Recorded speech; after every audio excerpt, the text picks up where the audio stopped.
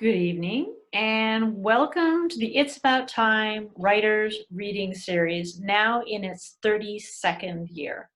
This live reading is being recorded and will be available on the It's About Time YouTube channel and as a podcast through its Seattle Public Library sponsor.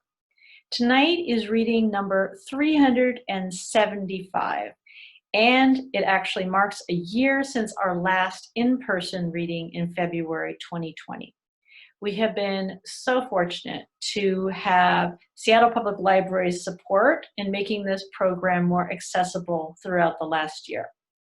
It's About Time, since its inception, has welcomed experienced and non-experienced writers in multiple genres and was founded by Esther Utchell-Helfgott. It's About Time is dedicated to an end of racism, homophobia, anti-Semitism, homelessness, and war. Once again, as a reminder, tonight's event is being recorded. Tonight, we welcome Arlene Kim, Shin, and Meredith Clark in that order. If you would like to do a 3-minute open mic between readers, other than the one who's already told me, Fordyce will be joining us, please let me know in the chat. And I didn't write this down, but I'm Peggy Sturdivant, and I have been hosting this for 6 or 7 years now. So we are breaking new ground tonight with adding shared screen visual potential. So please bear with us if there are any mishaps. First, I'll be welcoming, and you'll be able to see how she's merging this, Arlene Kim. Arlene Kim's collection of poems, What Have You Done to Our Ears to Make Us Hear Echoes, won an American Book Award and was a finalist for the Washington State Book Award. That was before she started questioning poetry's role in her life, and definitely before the pandemic.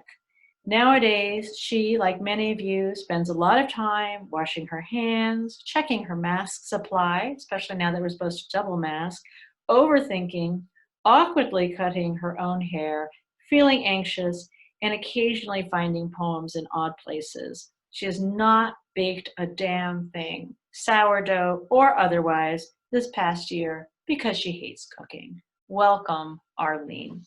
Yay, thank you. Thank you so much, Peggy, for organizing and coordinating everything, and Shin and Meredith for inviting me. Hi, everyone.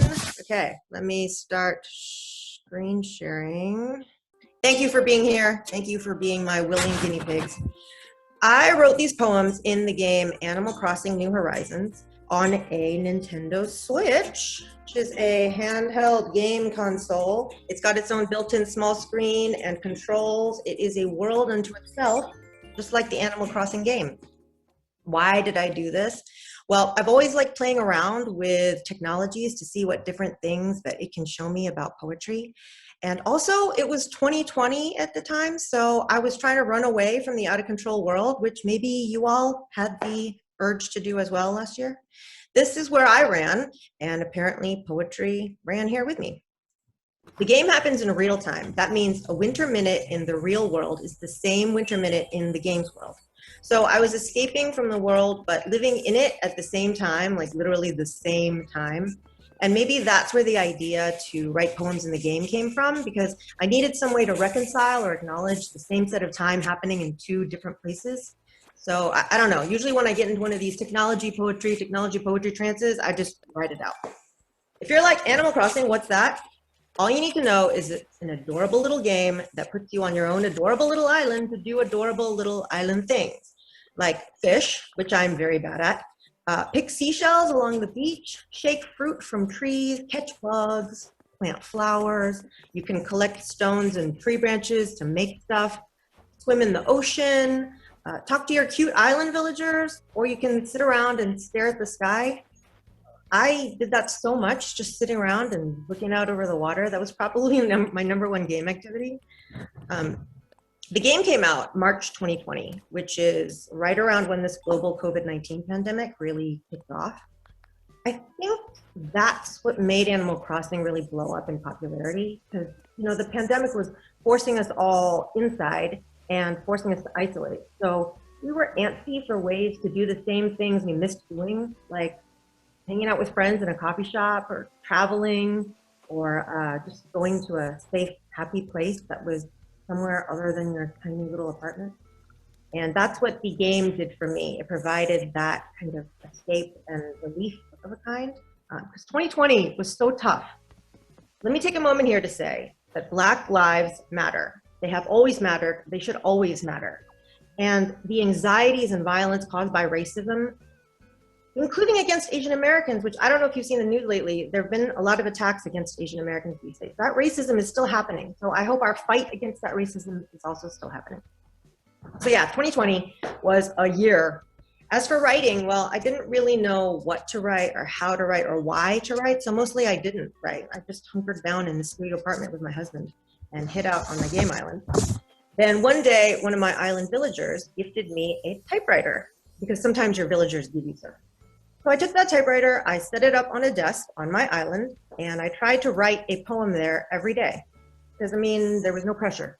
Who was going to see these except for the squirrels and bears and ducks on my island? Why not do it? So before you know it, I'd written a load of poems that ended up being a record of all the things happening in the outside world and in the inside world.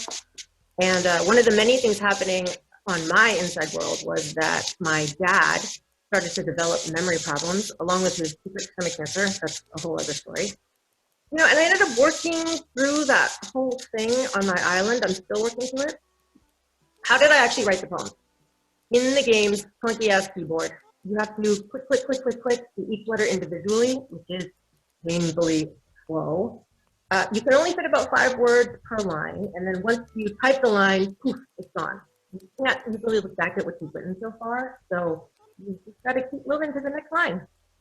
It sort of forced me to live and write and process in that moment only.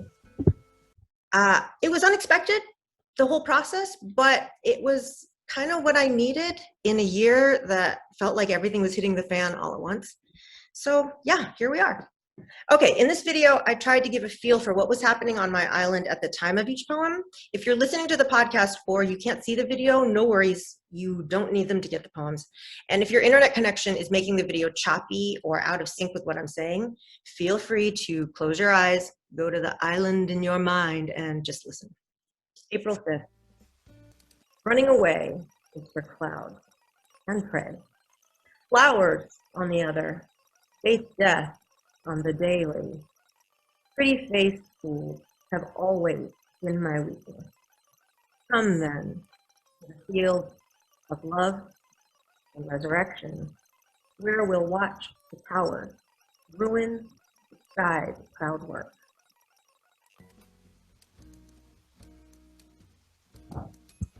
May 19th.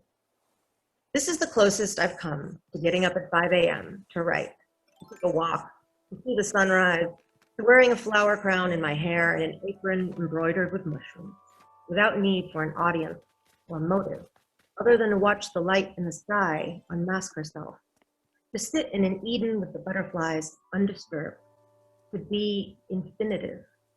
It's a funny state of intentions and meant to and possibly to come, and futures.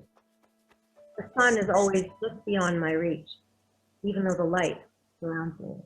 May 22nd. What if I don't want to write the day's poem, do the day's work? The sun is calling. Lunch is calling. A, B, X, and Y are all I need to navigate life's small choices.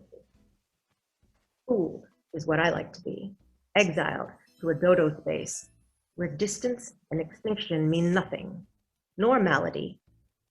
All we desire is a new rose, a funny hat. How small we are inside our 4-button paradises, how blue and wild and ungrowable. Summer, June 3rd. Even in paradise, you can get used to the same notes of beauty, being played day on day. The perfect moon, the same 3 fruits lolling on the same 9 trees, each flower as neatly patterned as the flower afore. It's all a show. I didn't know I'd longed for something lopsided, torn, burned down, and bellowed. A misshapen star would be, or a furious gouge in an otherwise placid time. Perhaps because I'm lonely and looking for a broken thing like me. That's why a god makes people. Well, little wonder I don't believe in them. If they couldn't escape their own lonelinesses except to create me, what reason, what power would they have to save me? August and September. When I go to take a shit, I sit across from the same street painted on our shower curtain. Every day, every shit. A sketch of urban life in black and white. Two men in suits walking to or from the best merger of their careers. A couple lagging behind. The cars parked hastily along the drawn road. My eye always going to the old woman in the back. But how do I know she's old? I ask myself every time between squeezes of the bell. Some symbols struggle to escape themselves. Hand bent on a cane, hands raised in surrender. The shape of stop, of the emptied avenue bathed in flashing lights. Shits are not poetic, I know. Not like fields of lilac windflowers, or the nonchalant grace of a Raja Brooks birdwing flitting by.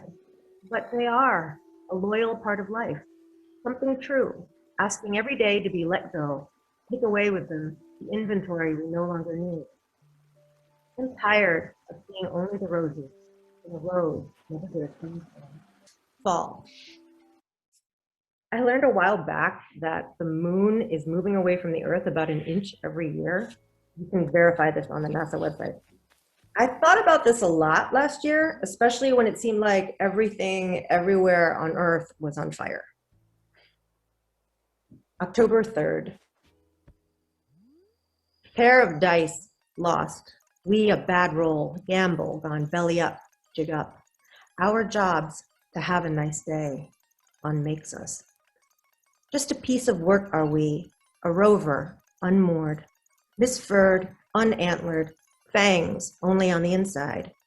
There's a zoo inside us, emptying its wildness, setting everything ablaze. How cruel and calamitous we must look from the other side of the lake glass. No wonder every year the moon makes good her getaway, that much further from all we've wrought. October 31st.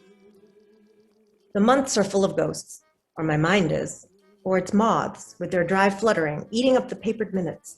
What a lonely, lonely sound. I can't track or tack or get the knack anymore. I'm stuffed with useless turkeying like, let's take a road trip to my heart. And what a honeybee of a conundrum, of royalty, of workers. There's been a haunting in my bathroom lately. No one there, but the flush goes anyway, as if to suggest, it's all worthless, best send it to sea. A dull monarch is flapping ceaselessly against the western cliff wall, beating and beating it. For what? I can't say. To exist, I guess. Even in this cloud space, we each fight to belong. November 11th. I don't have any good ideas. What happens when your muse leaves you for another poet? Packs up and writes a last goodbye? Not even a creative letter, just form. Let's talk about that moment. You, alone, standing by the typewriter, staring down at the lackluster note left you. Moved on to other opportunities, spending more time with family, best to you in your endeavors. Your mind feeling sudden clear, airy, full of blank danger. Winter. December. I am too sleepy to write a poem. The snowflakes are lucky, able to drift off, to nap while working, and no one to think they're shirking the work of hushing the land for the end of year rest before the next work to come. December. What's so bad about forgetting? After all, don't we come to the island every day to do just that? Forget the world that checks and binds us, tallies and tears at us? Each Christmas movie I've turned on was a prayer to forget. The endless screen scroll and offering on time's altar, a sacrifice made of minutes. Take them, I was saying. I don't want to know anymore about this laundered time, these counterfeit days. I relinquish these sorrows. If the price is memory, well, okay. The snow seems happy enough to fall gently into the evening on a bed of itself, content not to know the next morning, the last day. And so, who am I to question winter? December. It's snowing on my island and also in my father's brain. Why is winter the last season, the one that comes for us all?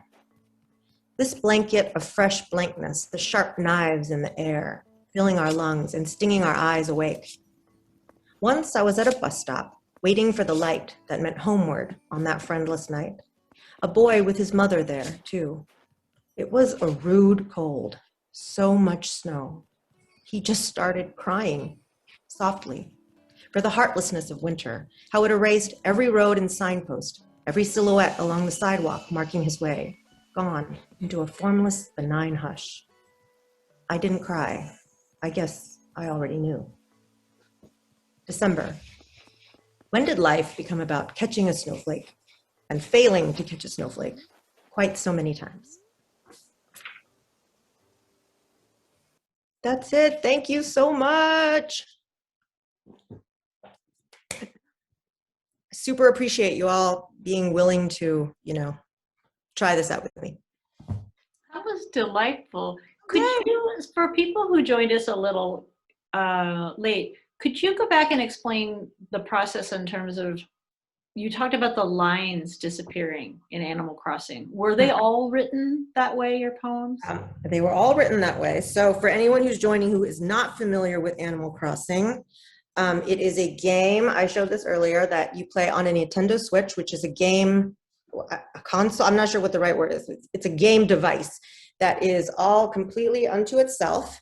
And it's hard for me to show the process on here right now, but let me show you this.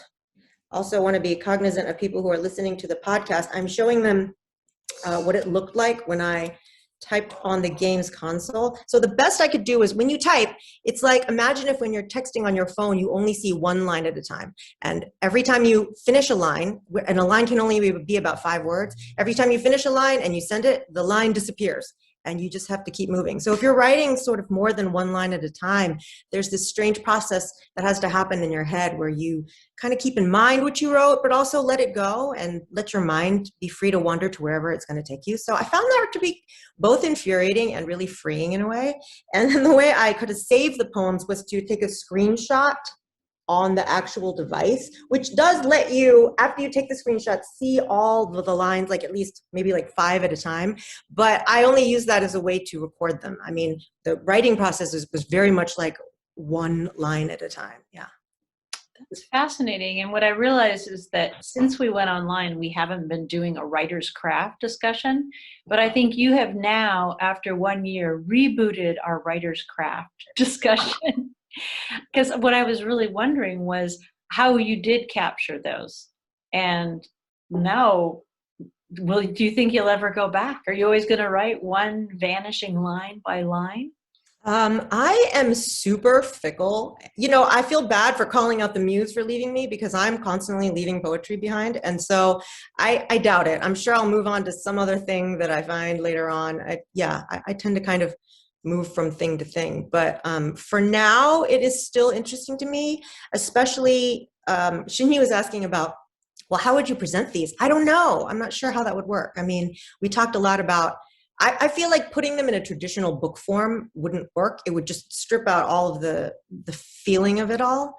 But I'm not sure. I sort of wish I could send it like a secret love letter to anybody who was playing Animal Crossing on Nintendo Switch, but obviously that's not going to happen. So I don't know, but it is interesting. Okay, if there's any techie people out here tonight, well, I guess if your husband hasn't figured out how to do that, then that's going to be delayed. That was lovely. I love how you took us all the way through a snowflake, considering we are waiting for a snowflake tonight. And normally that might have actually caused the library to close in case there was a snowflake. So along with your work tonight and the fact that we can still go ahead and meet, it's just another kind of rainbow if you will, on the pandemic. There's so much creativity happening, and I'm so glad to have been part of being able to share yours with us tonight. So Yeah, thank you so much for inviting me. thank you. All right, now we're over to Shin Pai. Shin is the author of 10 books, including Enso, Ozarks, Adamantine, Sightings, and Equivalents. Her essays have appeared in the Rumpus, City Arts, Yes Magazine, Tricycle, and The Stranger, among others. Her work has been exhibited at the Dallas Museum of Art, the McKinney Avenue Contemporary, the Patterson Museum, American Jazz Museum, 3 Arts Club of Chicago, the Center for Book Arts, International Print Center in New York, and the Ferguson Center Art Gallery at the University of Alabama. From 2015 to 2017, she served as the 4th Poet Laureate of the City of Redmond. Welcome, Shin. Thank you, Peggy. So the last time I read for the It's About Time series was about 7 years ago. I was nearly 9 months pregnant, and I did the reading, and then I went to dinner with my husband. My water broke, I went into labor, and my son was born like 8 hours later. Yeah. So, Let me just say, I'm so glad you tell that story, because I decided to show great forbearance and not just say, Shin is the only person we know who gave birth after her reading. So far, she always will have that claim to fame. the interesting labor of creation. Yes, so I have very warm associations with this series, and during the pandemic, I've been writing a lot of poems about my daily life. My son is now 7. He's being homeschooled like all the other children, and so the poems that I'll open with before reading from my most recent book are very much poems that are about this time of being in quarantine and in the pandemic. So this first piece. Are you ready? Just give me a little signal when you're ready to turn on your screen. Sure, and it won't be until the end. I'm going to read for like 17 minutes, and then I'll cue up the videos. Oh, the videos are both last. Got it. Got it. Okay. Okay, so I read some poems, read from a book, and then I show some video poems. Okay, so the first piece I'm going to read is called Upaya, which is a Sanskrit word that's used in Buddhist context to mean expedient means, or the idea of skillfulness in language, in particular the use of right speech and sort of thoughtful or intentional speech and intention around language. This piece is Upaya. We have loved each other long enough that what I don't say still echoes in the mind. I am so bored of raising facts, stabbings, assaults my husband knows better than to tell me what to do. Speaks his care so that I don't have to eat my fear of going alone to the grocery store. I have choices like that day 1 month ago when I asked my son to please stop telling people we are Chinese. First grade math. My 6-year-old's brain is broken by the equation heart plus 3 equals 14. To solve for heart, 7x like a treasure map, his father gives an analogy with cookies, as I observe the confusion multiply in my son's speech. Because love is another language, because heart is not a fixed number, because my love for you is infinite. This piece was written, inspired by Marie Kondo, who is a Shinto shrine priestess who is known for helping people get rid of their stuff. Tidying up. When I retire my son's well-worn clothes to the consignment pile, I reach for the maternity outfits stowed beneath the marriage bed. We consider the hand-me-down dress given to me by the Bellevue mom who conceived again after miscarriage, the nursing shirt worn by my college roommate after the birth of her boy, the new dress I bought myself on my nonprofit paycheck. Things I can't let go, no spark of joy, yet some other category of worth, invested with the energy of an immutable line of mothers, the aura of fecundity, garments that hum with divine life, my child now 7, reaching towards gratitudes, to give thanks for such. Empty Zendo for Bill Shuffle. When is the hall never not vacant? Alone in my cottage, I think of my teacher, gone now 2 years. Listen for the sound of the inverted bell, a Tibetan bowl sings, while I study the interiors of other human habitations transmitted over computer cams. The Sangha divided now, more than ever, I will practice for as long as I am able.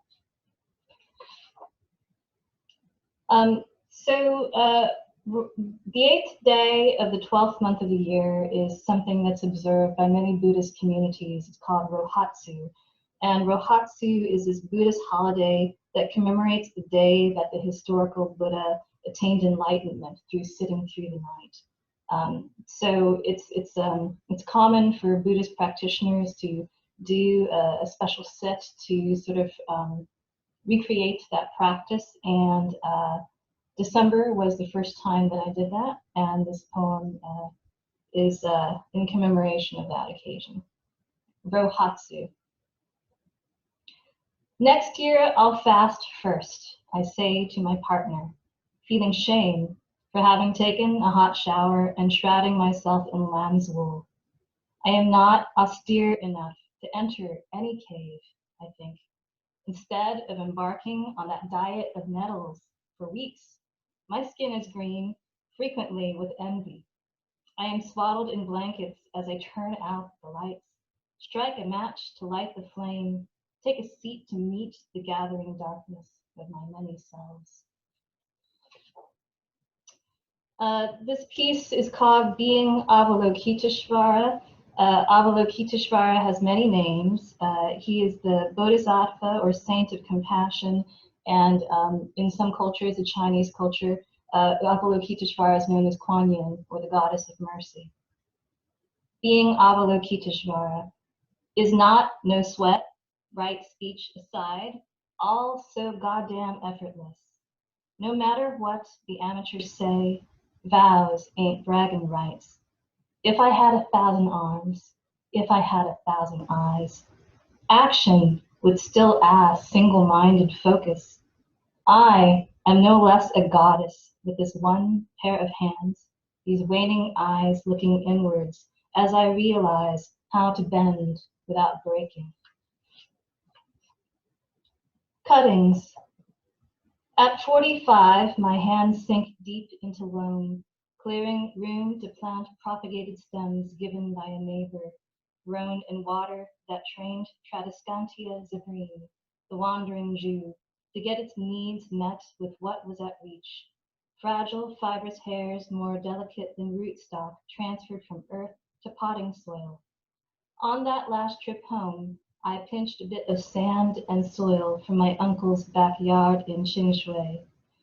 My father's homeland brought back inside a sealed bag in which I wanted to imagine we'd invent new roots.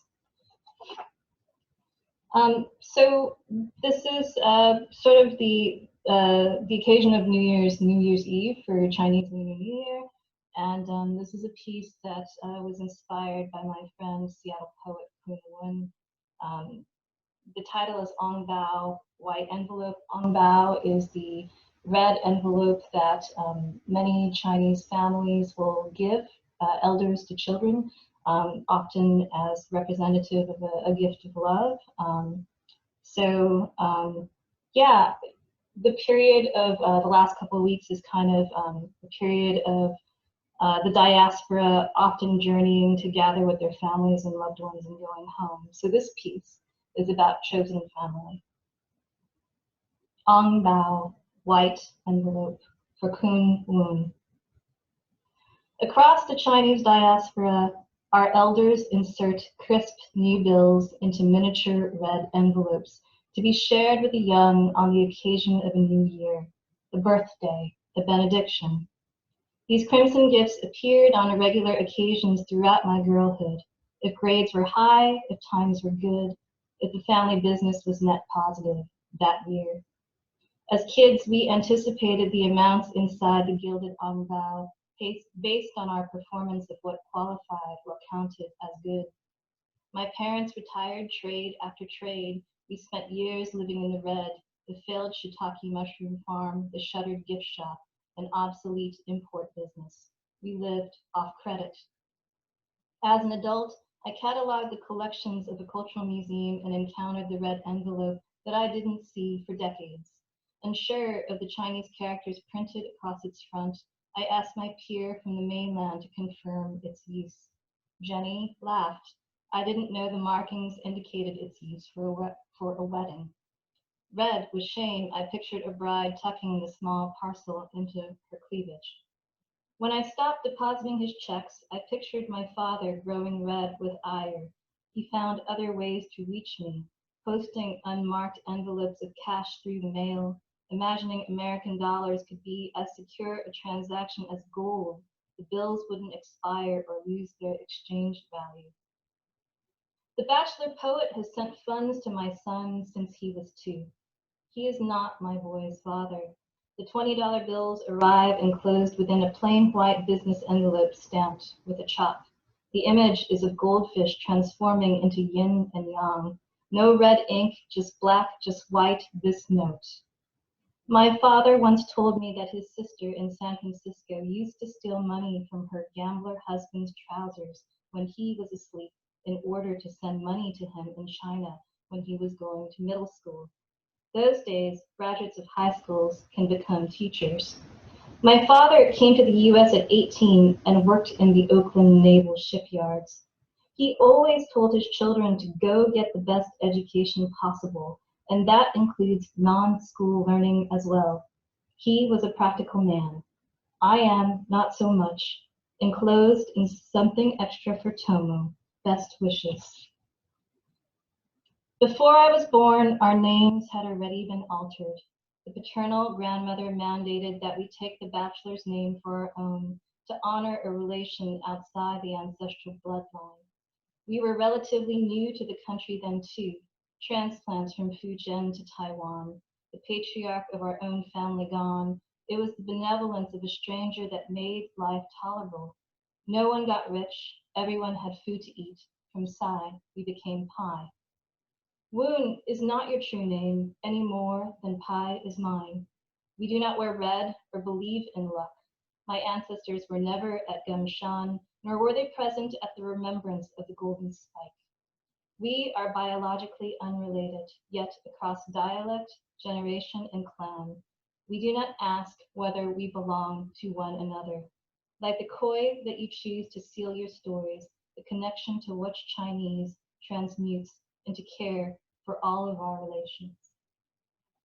So I'm going to read one poem from my book, And So, which came out in the pandemic, March 2020, on, I think it was St. Patrick's Day, actually. So this piece is a mid-length poem. It is a piece that I wrote for a history cabaret about the neighborhood of Belltown, in particular a citizen of Belltown who was a really unique artist, and basically the owners of the Rendezvous, they came to me and asked me if I would write a piece that could tell the stories of this particular neighborhood, and they handed me like a pack of like hundreds of pages of like historical information and research about Belltown. And I was working at that point where I had worked in an office in Belltown, and I read through the information, and the one story that really sort of lit my imagination on fire was a story of Pat Suzuki, a nightclub and cabaret singer. Thank you, Arlene. And she was exceptional to me because she, as a child, had been interned in the Japanese internment camps and had come out of those and went to college and embarked on a career as an actress and a singer. And she came to Seattle, and she left that particular profession and decided she wanted to be a nightclub singer. And her story was just phenomenal. And you know, even today, there aren't that many examples to me of really strong Asian American artists or models. And this was, you know, an individual who was really coming into her own in the 60s, in the 50s and 60s. So this piece is for Pat Suzuki. The piece is called Chibi, which was her childhood name. She was the youngest of 4 children, so Chibi translates roughly as sport.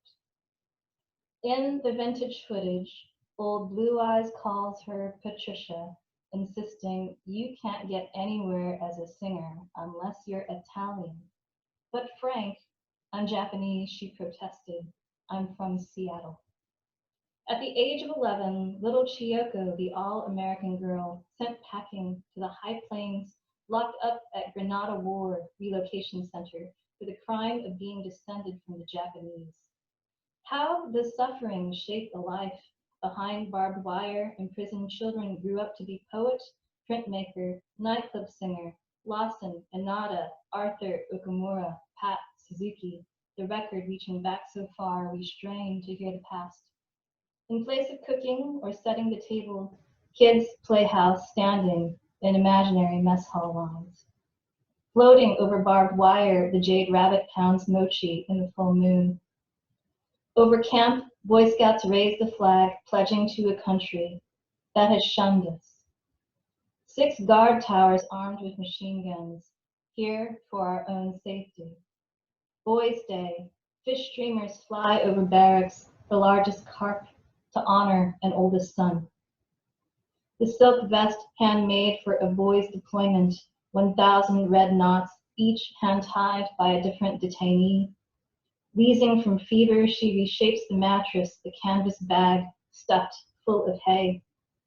Thin-walled tar paper barracks can't block the biting chill of winter. Before raising the camp, the last act, building a marker for the dead. As Suzuki, she arrived in Seattle. Her ex-husband Norm described how she sashayed off the street to camping from a bit part at the moor, where she was cast as a minor Oriental in Tea House of August Moon.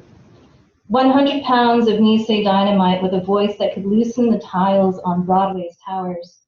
3 years later, in the role of Linda Lowe, the stripper in Flower Drum Song, her signature tune, "I Love Being a Girl." We question why a rising star might quit a bright career in New York theater, preferring podunk clubs or motherhood over art. She embraced the person that she always was to find herself at home in a cabaret of her own making, that place where she saw herself reflected in the pale white faces of the public, where she shattered stereotype, inhabiting her skin, flush with more than anyone from Camp Amachi could ever dream. So I'm going to close with 2 poem films that Peggy is going to help cue up for me in screen share. The first piece is, they're both poem films I've been making with a British filmmaker named David Ian Bickley. And the first piece is specifically about, it's called Starshine, and it's about the possibility of life and love on other planets. So I think that's all I'll say. Let's go ahead and play it. In the search for signs of intelligent life, we are blinded by want of a twin. We measure flux gunned through a telescope, seeking the sun that comes right at us to shine its light upon a distant world still unborn, but of the mind, bathed in starlight. In the search for signs of intelligent life, we are blinded by want of a twin.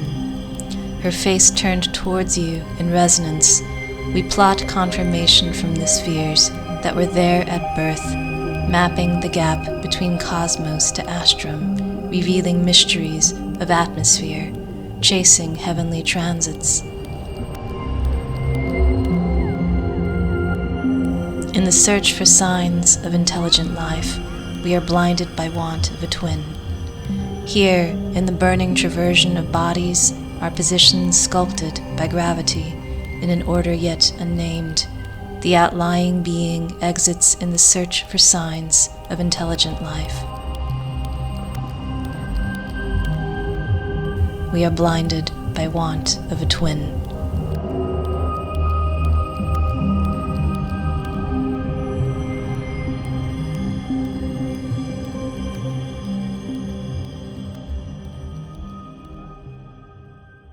just one more piece that I'll ask Peggy to cue up, and the piece is called Title.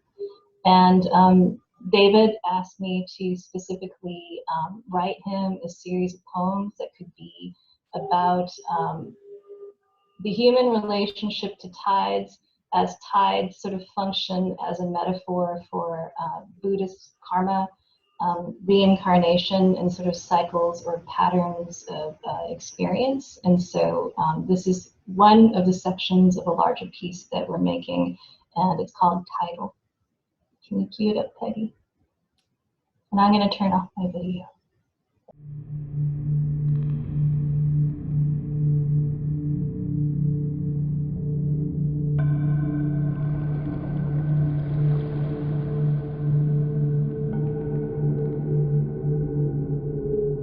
The ocean bulges towards the moon as wine decanted in a chalice flows over a rim.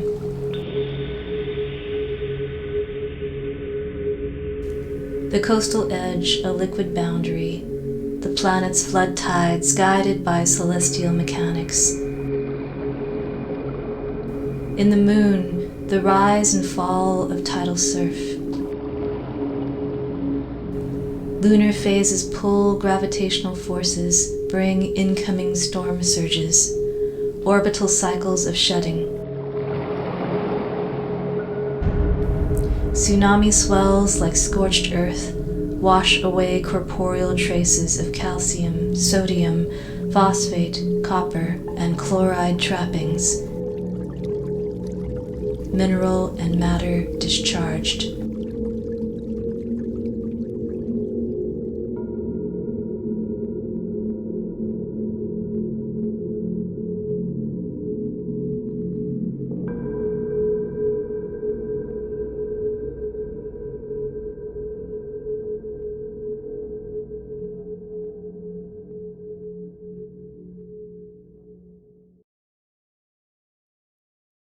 Thank you for all the variety of what you shared, and also for the piece that you shared before the video. I was wanting to say after Arlene's reading that I'm really completely taken with the local or nonprofit Densho. And Densho this next week is doing their Week of Remembrance with events every single day. It's the anniversary of the signing of the executive order for the Japanese incarceration. And so there's just all sorts of things on their Densho site. And one of the things that Arlene's last piece also reminded me of is they have a wonderful group that's doing podcast called Kampu. And the brother and sister who are doing Kampu, I've been working with students, and it's getting them engaged in different ways, thinking about how it likens to experiences happening now in terms of between ICE and the discrimination against so many Asian Americans. And a piece that we were just listening to today is about latrines. Which doesn't sound like your basic topic, but it's been absolutely amazing. And the photographs that are there and the resources that are available are just over the top. We have such an incredible local resource in Densho. So thank you both for sharing different aspects of the experience and keeping in mind, that this is ongoing. This is not the past. So, what's happening. I'd now like to go to, thank you again, Shin, to Rick Fordyce, who is going to do open mic, and then Julene Weaver, and then we're going to have Meredith Clark. So, Rick, are you ready? I have a short Peace Corps story that just happens to fit into a 3-minute open mic. Hope you find it interesting. It's called Incitement of Insurrection. West Africa and Ghana were distant, mostly unknown destinations when I journeyed there in July of 1978 after growing up in North Seattle to begin my secondary school teaching assignment with the Peace Corps. Africa, many cast a weary eye in the weeks leading up to my mid-July departure date. cautioning me of disease and political instability. Disease and political instability? I can always leave, I reasoned, should the discomfort level become too high, and return to the healthiest, most stable nation on the globe. I wasn't worried. And then, exactly 2 weeks before my scheduled departure, a tiny story appeared near the back of the local newspapers. Military coup in Ghana. Lieutenant General Akufo has overthrown General Champagne to become the new president of Ghana. A coup 2 weeks before I'm scheduled to arrive. From Peace Corps came the green light, not a problem, and off I went. If you were to tip Oregon on its end, Ghana is almost exactly the same size and shape. Back then, and still mostly now, the rest of the country outside of the capital, Accra, is the same agrarian society it had been for hundreds of years. When I arrived in Accra to spend my first month, I was not far from the government buildings and bases of the armed forces where the bloody overthrow of the previous government had occurred just 2 weeks before. And yet, relatively sheltered in one of our training locations, had I not previously read about it, I would not have been aware of what had just taken place.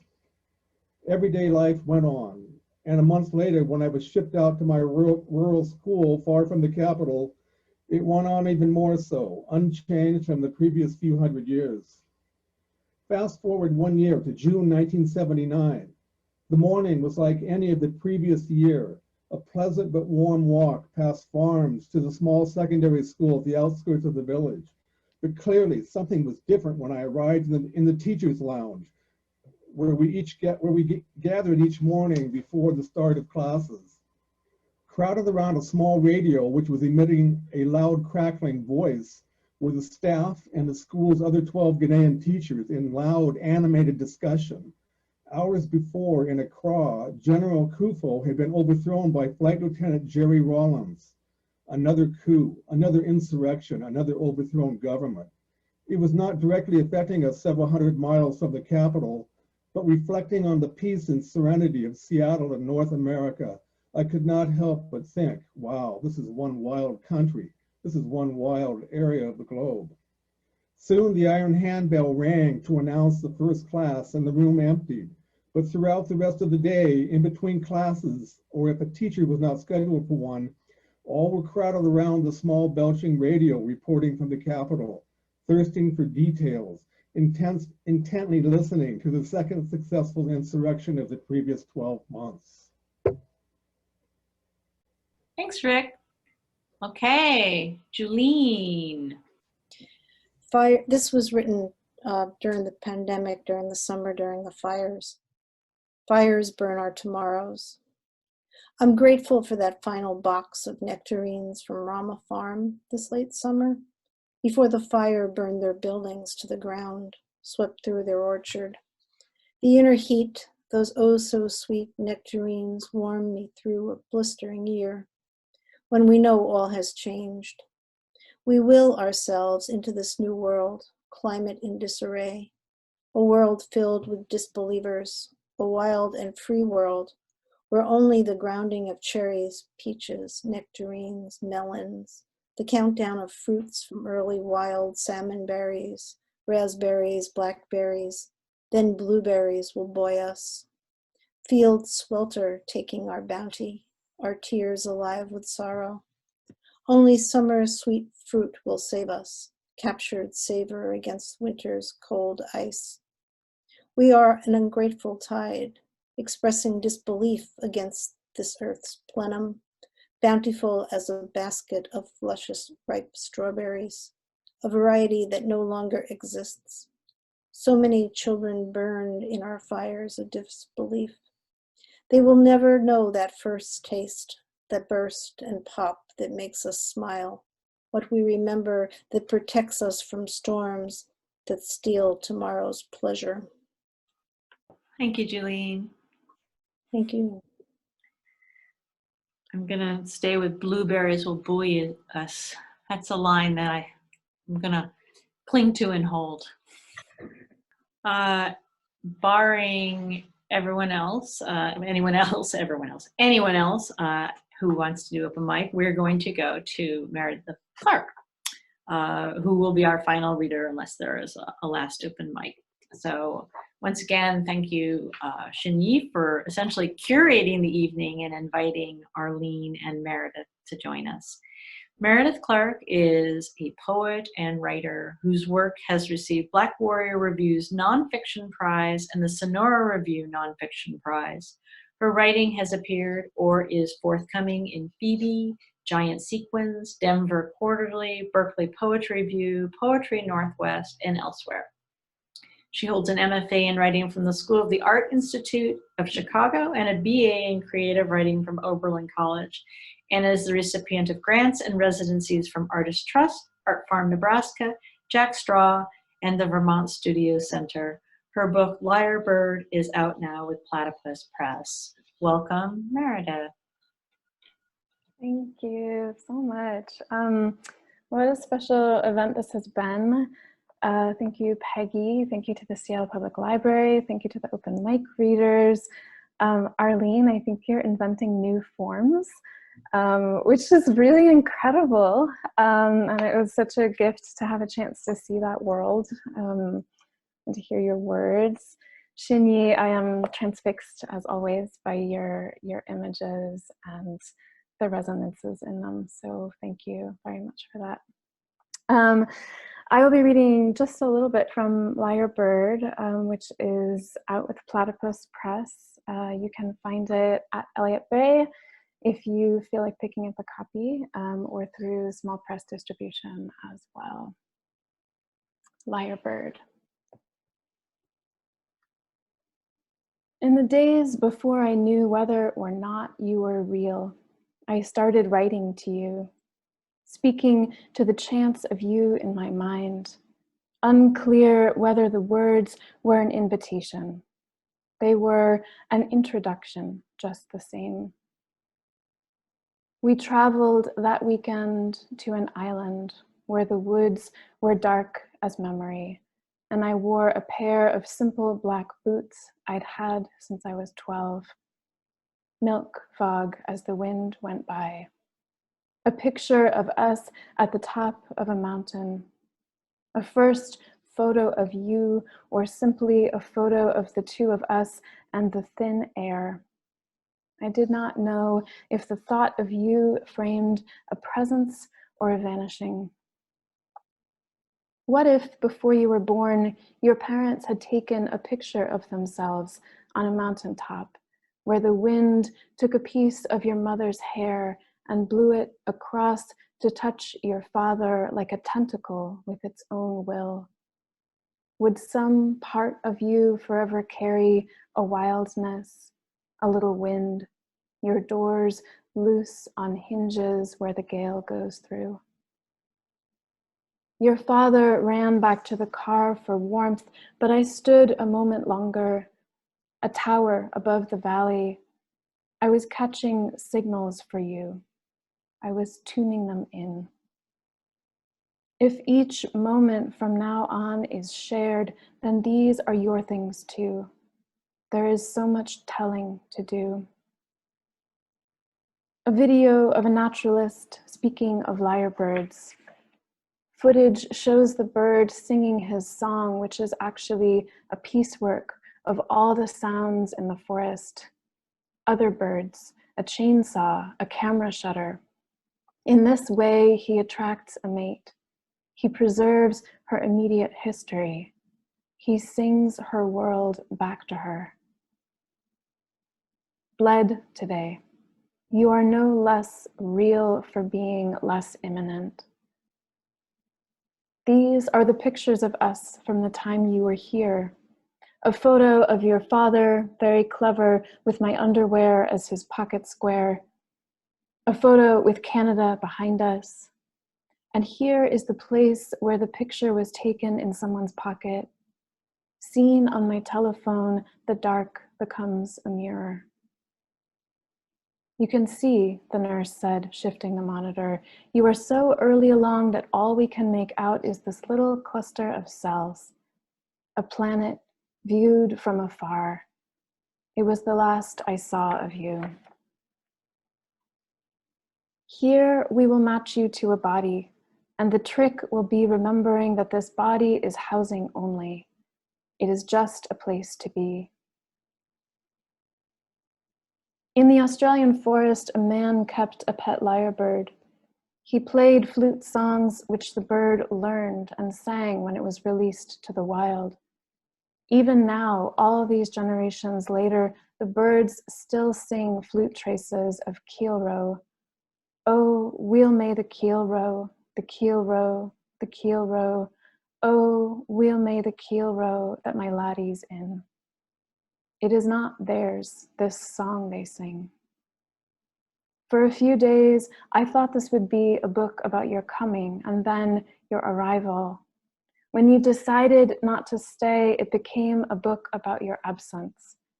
That is a harder book to write. Wanting to perfect the art of waiting, the art of being at loose angles with things, the art of the bird in the woods mimicking the chainsaw, no worry of oblivion. Someday, when you are in this world and older, you will read with wonder or suspicion about these things that were here before you, these things that I tried to save for you so that you would have something of them for yourself. Now your father is sleeping, just the tops of his shoulders, the back of his neck, crumpled hair, a shell's curve of ear. Not now. He does not hear us. Try loving deeply a person you do not know. Try loving a person who does not yet exist. This, like the coming season, is a matter of faith. Yesterday, at the hem of the road and the woods, 2 deer in the snow. What I mean to say is that there are ways to occupy the spaces between worlds. There is always a border. And the axe allows that there might be 2 parts in everything. Right now, you are mostly memory.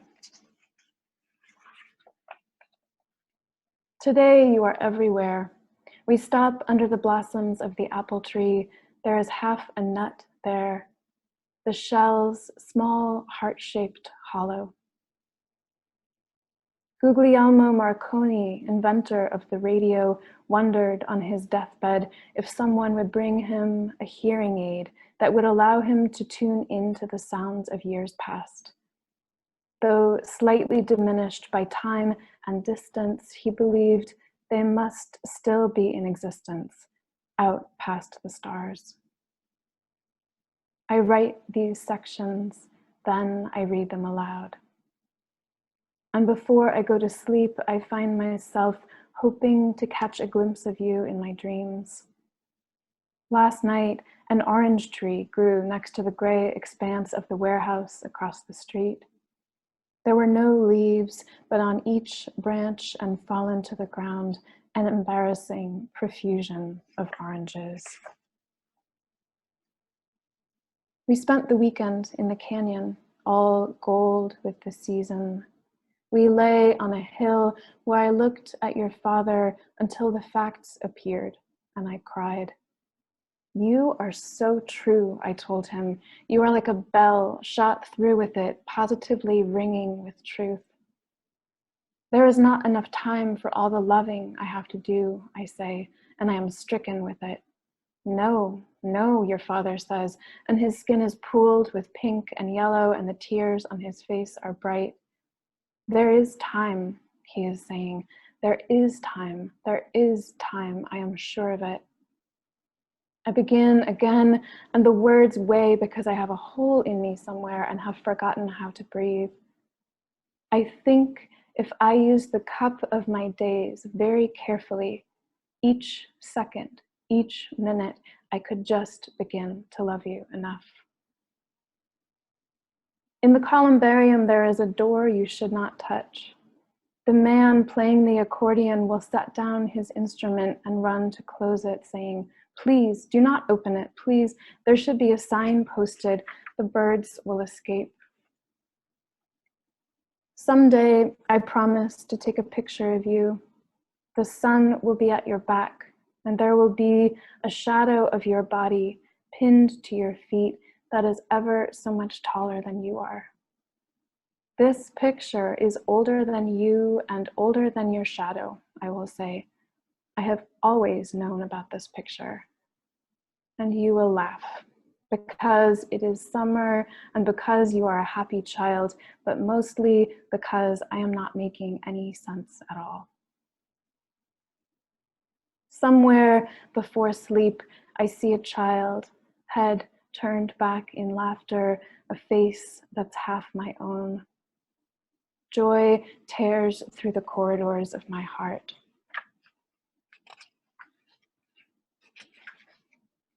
Today is your due date, yours and mine and ours. There are bees all the way home. In a hollow house, someone is hammering, and because I cannot tell where the sound is coming from, it is coming from everywhere. Suddenly, it is late summer, and instead of mothering you, I am at the beach, on my back, on a sheet, on the sand. We are watching the meteors. Your father has never seen one before, doesn't even know what to look for. I think I saw one, he says after a while. It was so fast. Are they fast? They are fast, I say, just a tail of light. And then the freight train passes, bright, grinding, and by then we are all in our minds and someplace else. You came again. And then I went into the kitchen and put on water for tea and felt myself begin to bleed. It was all so complicated. How could I even have hoped to hold any of it in my hands, to comprehend any of it? The best I could do would be to simply surrender myself to whatever would come, to swing wide the doors I had been shutting. The all will be anyway. The tea was fine and delicate and light, an oolong made of little pearl-shaped beads. The man at the shop had explained that they are rolled by hand. He gestured, one hand atop the other, moving something small between them. Your father left for work, and I stood in the kitchen with the windows touched by steam and looked out at the shaggy pine. Each needle tipped with a tiny drop of water, and each drop lit by the morning sun, looking well planned and infinitely rare. You are not young. That is simply the way you will arrive. We threw ourselves down that hill, your father flat on the sled on the frozen ground, me atop your father as though he was my sled. And when we reached the bottom, we were laughing, we were coughing in the cold, we were at the hinge of the new year, and the moon had cast our shadow on the snow. I told your father what I believe, that you are here with us when you want to be. Now, he asked. Hovering, I said. It will be part of an agreement we made a long time ago, that I will be your mother and you will be a child to me. How to wear a love so it does not grow thin, so it lasts us, outlives us. This was where the world began to get more complicated because I knew more and understood less. You sat with me. Do you remember? You sat with your hands on my shoulders and you asked me how easy it was to be good here. It is not easy, I said, because things are so beautiful and because that is so easy to forget. When you are here, we will walk down the street slowly, naming the flowers. I can feel you, you know, leaning in to listen. I will take you down the street and show you the first flowers blooming. I will show you the apple tree that fell one night and the birds that live there still, and the one apple hung high on a branch there like an ornament. Then I will teach you the names of the shapes of the clouds and show you the star at the center of the apple. I will float with you out into the lake, and you will look underwater to see what the fish see. And it will be as though you have always been here, because we have always been here, haven't we? We have always. Thank you. Thank you, Meredith. That was exquisite, really. I'm so glad that we now have the ability to record these and share them with other people later, because it always was so distressing to me that we could have such amazing evenings and not have everybody in the room with us. And even though it's not quite the same, I'm delighted that we are able to capture these moments and share them beyond. So thank you. I don't think anyone else signed up for open mic. Next month, our readers are Mary Ellen Talley, Amber Nelson, and Diana Elsner. As a reminder, this event was recorded. I'm going to turn off the recording shortly so that if people want to talk and ask questions of each other, just the way you would if we were actually putting up the chairs at the library.